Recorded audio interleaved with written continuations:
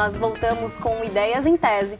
E hoje recebemos Neiva Knack, que durante o doutorado na Unicinos fez uma pesquisa sobre a avaliação de óleos essenciais para o controle de pragas de arroz irrigado. Bom, Neiva, chegou a hora da gente saber então quais os resultados obtidos a partir dessa pesquisa. Os resultados que nós esperávamos era encontrar algum óleo essencial que tivesse algum efeito antifúngico, no caso para os fungos, né? Ou inseticida para o nosso inseto praga, que é a Spodoptera frugiperda. Então, para os fungos, a gente encontrou 3 óleos, a gente testou 7 óleos, né? 3 óleos foram considerados eficientes, né, para reduzir o crescimento do fungo, que é um óleo de menta ou hortelã, né? O gengibre, óleo de gengibre e óleo de capim-cidró. E para o inseto praga, no caso a Spodoptera, também o óleo de gengibre e o óleo de capim-cidreira, eles foram os mais eficientes para controlar o inseto praga. Então, de certa forma, o objetivo que a gente esperava, nós conseguimos. E por que eles foram mais eficientes? Tem como a gente entender melhor? Tipo assim, quando tu faz para fungo, tá? Para fungo, tu avalia o crescimento micelial, a gente faz ensaios em placas de Petri com meio usual, tá? Então, tu vai colocar o teu fungo espalhadinho ali e tu vai colocar o teu óleo. Aí, esse óleo, ele vai inibir o crescimento do fungo, ou seja, ele não vai crescer. Então, se tá na planta, lá na cultura do arroz, se ele não crescer, não esporular, ele não vai se multiplicar, não vai crescer, não vai danificar a planta. Mas que tipo de substância tem esses óleos que fizeram mais efeito em detrimento aos outros que não deram resultado? Então, a gente fez uma análise de composição química em outro laboratório, porque a Unicinos não tem um cromatógrafo, que é um aparelho que determina qual é a composição química de cada óleo. Então, a gente manda uma amostra fora e faz essa análise, tá? Então, dentro da planta, tu tem vários compostos químicos, alguns que estão em maior quantidade, outros que estão em menor quantidade. Para ter certeza se é aquele composto químico que está lá, tipo o capim-cidreira tem o timol, não, o citral, desculpa. Tem o citral, que é um composto químico que está lá no capim-cidreira. Será que é ele que está fazendo efeito químico, está reduzindo o crescimento, ou será que é a composição, o conjunto de todos? Na minha pesquisa, a gente não tem como saber isso, porque para te ter certeza, é o citral que está no capim que faz efeito ou é o conjunto, a sinergia, a ação de todos juntos? Tu teria que fazer um fracionamento, tu teria que separar, tirar o citral que está lá no óleo, testar ele isolado e em conjunto para ver se tem uma diferença ou não. Se teve diferença, daí tu pode afirmar, é o citral, que é um componente, uma parte, um composto químico que está lá na planta, é que tem uma atividade fungicida ou inseticida. Aí isso aí teria que ser uma continuação. Tá? E falando em continuação, bom, eu sei que o doutorado já acabou, mas ele continua ainda, você tem um bolsista que está atuando ainda nessa pesquisa, é isso? O que continua, na verdade, os experimentos com os óleos essenciais, eles continuam sendo realizados, que como eu estou fazendo pós-doutorado, então eu tenho uma bolsista de iniciação científica que ela continua com os ensaios, tanto para fungos quanto para óleos. Então ela continua extraindo óleos, ela continua testando em outros tipos de fungos, né? E para ver se ter uma continuidade mais adiante também. A pesquisa ainda não foi aplicada, né, Neiva? O que falta ainda para isso acontecer? Não, e precisa fazer isso que eu te falei antes. A gente precisa verificar, fazer um fracionamento, identificar qual é o composto químico que está atuando, ou se é o conjunto de tudo. Aí tu precisa fazer ensaios a campo, tá? Aí tu tem uma série de fatores que tu precisa seguir, até pelo próprio Ministério da Agricultura, para te levar, isso chegar até um produtor. Tá?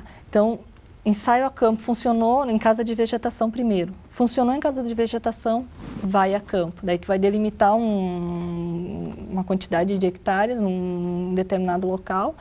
Tu vai fazer os ensaios. Aí tu tem que fazer análise também. Isso pode afetar os inimigos naturais, ensaios de toxicologia. Então, tu tem uma série de fatores que tu precisa testar antes de chegar até o produtor. Então, e tem uma previsão de quando que isso pode acontecer, de finalizar realmente, de chegar nesse resultado esperado? Demora, é demorado. Bom, enquanto isso, a senhora está fazendo pós-doutorado, como já comentou, que também aborda o controle biológico, né? Explica pra gente como é que está funcionando, então, essa outra pesquisa não parou aí, então? Bom, essa pesquisa eu estou iniciando agora, então a gente está coletou em campo lagartas, porque a gente precisa do parasitoide que está lá na lagarta. Então a gente fez uma coleta a campo, iniciando uma criação de parasitoide, tá? Então essa pesquisa ela visa testar a interação de produto já no comercial à base de micro-organismo, de Bacillus thuringiensis, que é uma bactéria, tá? Que já está no mercado, junto com os parasitoides e ainda verificar a resistência dos inseticidas químicos que já são utilizados, que ainda são utilizados na cultura do arroz. Tá? É bem complexo, é 2 anos de pesquisa, então a gente iniciou agora, tá?